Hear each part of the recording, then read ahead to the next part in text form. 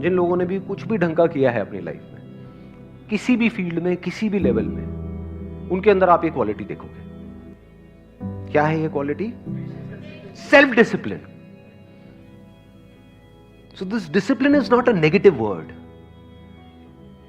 इसको सुनते ही इससे दूर मत भागो, बल्कि fall in love with discipline.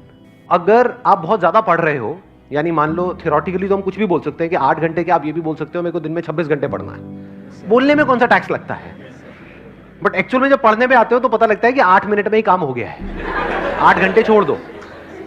Quantity of your study time is not important, quality of your study time is important. तो मान लो आपने 2-3 घंटे, आपकी जो एक्चुअल में कैपेसिटी है, सबको पता होता है मेरी एक्चुअल में औकात क्या है।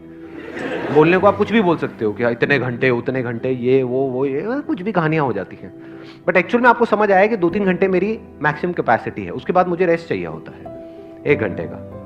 तो अब अगर आप 1 घंटे का रेस्ट दे रहे हो और अपने दोस्तों के साथ में घूमने जा रहे हो या टाइम पास कर रहे हो, तो वो किस लिए कर रहे हो?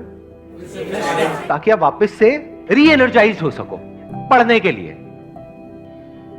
तो जब जिम जाते हो तो बीच में रेस्ट जरूरी होता है, नहीं होता है? दो एक्सरसाइजेस के बीच में क्यों होता है वो रेस्ट जरूरी? एक्सरसाइज करने के लिए।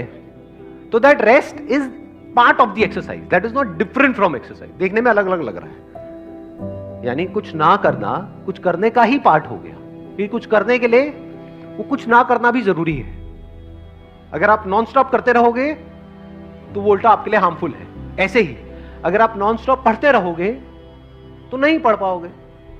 इससे अच्छा है आपने 2-3 घंटा पढ़ाई करी, 1-2 घंटे का गैप दिया, फिर वापस से 2-3 घंटा पढ़ाई करी। सेल्फ डिसिप्लिन का मतलब क्या? वो करना जो करना सही है।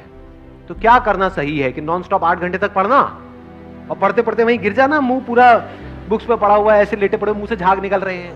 Quality of study time important है या quantity of study time important? Quality. तो उस क्वालिटी को मेंटेन करने के लिए गैप जरूरी है, रेस्ट जरूरी है, रिलैक्सेशन जरूरी है। अब घर में अगर आप मान लो बुक्स को बंद करके बस बैठे रहोगे 1 घंटे तक, मान लो मोबाइल पे लगे रहोगे, तो क्या होगा? उस 1-2 घंटे बाद आप और टायर्ड हो जाओगे, फिजिकली भी मेंटली भी आप और टायर्ड हो जाओगे, तो पढ़ने लायक सिचुएशन में रहोगे नहीं। दूसरी तरफ से अगर आप घर से बाहर निकल जाओगे, एक तो आप खुली हवा में निकले, that is better than mobile.